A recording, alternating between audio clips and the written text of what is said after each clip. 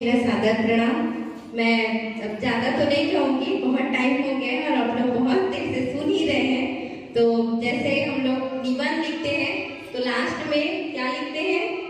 Conclusion, है ना? उपसंहार, यानी कि हमने जितना भी बात बोला है उसका एक कंक्लूजन है कि जो भी चीजें शुरू होती है वो हमारे परिवार से ही होती है और परिवार का केंद्र बिंदु कहीं ना कहीं हम ही होते हैं, यानी कि हम महिलाएं चाहे तो अपने बच्चे को जो भी चाहे बना सकती हैं, चाहे तो राम बना सकती हैं, चाहे तो रावण बना सकती हैं। ये हमारे घर के संस्कार और हमारे संस्कृति पर निर्भर करता है कि हम उसको राम बनाएं या रावण बनाएं।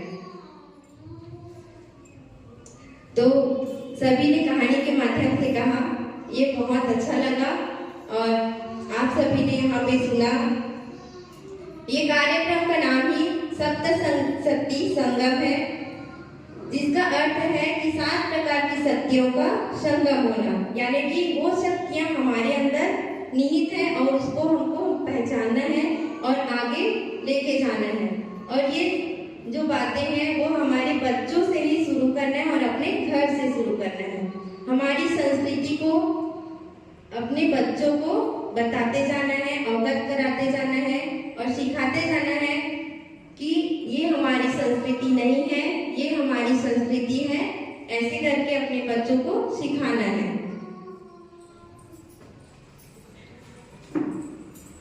नारियों की सप्त शक्ति के बारे में श्रीमद् भागवत गीता में ये है, दीदी जी ने अच्छे से बताया है, मैं इसको और रिपीट नहीं करूंगी।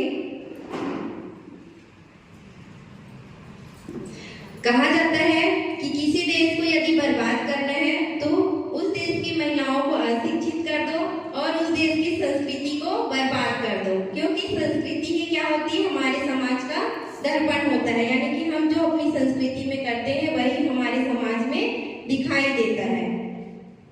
हम सब बहुत ही सौभाग्यशाली हैं कि भारत जैसे भारत माता कहे जाने वाली धरती पे हमने जन्म लिया है और उससे भी सौभाग्य की बात है कि हमने छत्तीसगढ़ जैसे राज्य में वन संपदा, खनिज संपदा, सभी चीजों से परिपूर्ण राज्य पे हमने जन्म लिया है। तो इस माटी के लिए कुछ करने के लिए हमको चाहिए कि हम क्या करें। तो ये कार्य केवल सेना का नहीं है, किसी महान पुरुष का नहीं है, नेता का नहीं है, अभिनेता का ही बस नहीं है, इसमें हमारी भी भागीदारी होनी चाहिए, हम महिलाओं की भी भागीदारी रहनी चाहिए।